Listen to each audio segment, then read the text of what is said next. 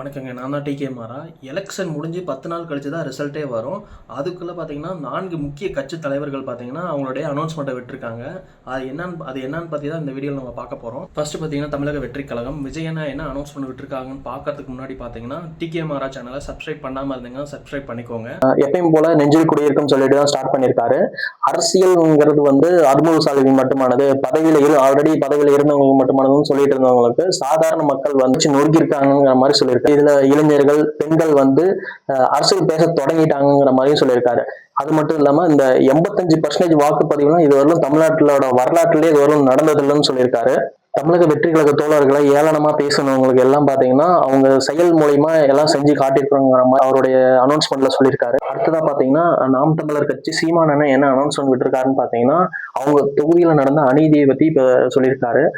பாபநாசம் தொகுதியோட கட்சி வேட்பாளர் அனில் பாத்திமான்னு சொல்லிட்டு அவங்க பிரெக்னெண்டா இருக்காங்க. அவங்க மீது பாத்தீங்கன்னா திமுக காரங்க தாக்குதல் நடத்திருக்காங்க மாதிரி சொல்லியிருக்காங்க. இதுக்கு தேர்தல் ஆணையம் எந்த ஒரு ஆக்ஷனும் எடுக்கலங்கிற மாதிரி கம்ப்ளைண்ட் பண்ணி எந்த ஒரு ஆக்ஷனும் எடுக்கலங்கிற மாதிரி சீமான் ஒரு காட்டமா அவரோட அறிவிப்பு அறிவிச்சிருக்காரு. தமிழக சட்டம் ஒழுங்கு யார் கட்டுப்பாட்டுல இருக்குங்கிற மாதிரி சீமான் ஒரு கேள்வி எழுப்பியிருக்காரு. திமுக கிட்ட இருக்கா இல்ல இன்னொன்னு பாத்தீங்கன்னா தேர்தல் ஆணையத்திட்ட இருக்காங்கிற மாதிரி கேள்வி எழுப்பியிருக்காரு. நிறைய பேர் பாத்தீங்கன்னா நேற்று நாம் தமிழர் கட்சியினர் இதுக்காக போராட்டம் பண்ணவங்க பாத்தீங்கன்னா கைது செய்யப்பட்டிருக்காங்க. இதெல்லாம் நியூஸ் எல்லாம் பார்க்க முடிஞ்சது நேற்று. அதுக்கு அடுத்துதான் பாத்தீங்கன்னா ஏடிஎம்கேல இபிஎஸ் அவர்கள் நம்மளுடைய எக்ஸ் சிஎம் என்ன அனௌன்ஸ்மெண்ட் விட்டுருக்காருன்னு பாத்தீங்கன்னா 4 பக்கத்துக்கு லெட்டர் வந்திருக்கு.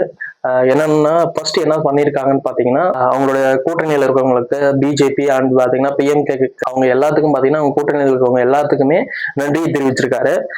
அது மட்டும் இல்லாம பிரைம் மினிஸ்டர் அவர்களுக்கும் வேற ஸ்டேட்ல இருந்து கேம்பெயினுக்கு வந்தவங்களுக்கும் பாத்தீங்கன்னா நன்றியை தெரிவிச்சிருக்காரு. அதுக்கு அடுத்ததான் பாத்தீங்கன்னா திமுகவை தான் விமர்சிச்சிருக்காங்க. நாம தான் அதுக்கு அடுத்ததான் ஆட்சி அமைக்க போறோங்கிற மாதிரியும்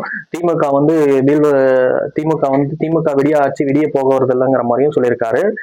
அது மட்டும் இல்லாம ஏன்னா குறுக்கு வழியில திமுக காரங்க ஜெயிக்கிறதுக்கு முயற்சி பண்ணுவாங்க அப்படிங்கிற பட்சத்துல நம்ம அதுக்கேற்ற மாதிரி விழிப்புணர்வு இருக்கணும் அப்படிங்கிற மாதிரி ஒரு அனௌன்ஸ்மெண்ட் விட்டுருக்காரு.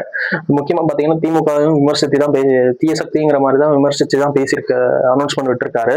அதுக்கு அடுத்ததான் பாத்தீங்கன்னா எம்.கே. ஸ்டாலின் நம்மளுடைய சிஎம் அவர்கள் என்ன அனௌன்ஸ்மெண்ட் விட்டுருக்காங்கன்னு பாத்தீங்கன்னா, எப்பயும் போல பாத்தீங்கன்னா எந்த ஒரு அசம்பாவிதமும் நடக்காம தேர்தல் முடிஞ்சிருக்கிற மாதிரி சொல்லியிருக்காரு. இன்னொன்னு பாத்தீங்கன்னா இந்த தடவை 84.69% நடந்து முடிஞ்சிருக்கு அப்படிங்கிற மாதிரி சொல்லியிருக்காரு. வெயிலையும் பொருட்படுத்தாமல் நிறைய பேர் வாக்களிச்சிருக்காங்கன்னு மாதிரி சொல்லியிருக்காரு. வெல்வோம் ஒன்றாகன்னு சொல்லிட்டு தான் அவங்க இதை வச்சுதான் இந்த கேம்பெயின் வச்சுதான் பயணிச்சிட்டு இருந்தாங்க இந்த தேர்தலில். இதை கடைசியா சொல்லிட்டு தமிழ்நாடு வெல்லுங்கிற முறையில சொல்லியிருக்காரு.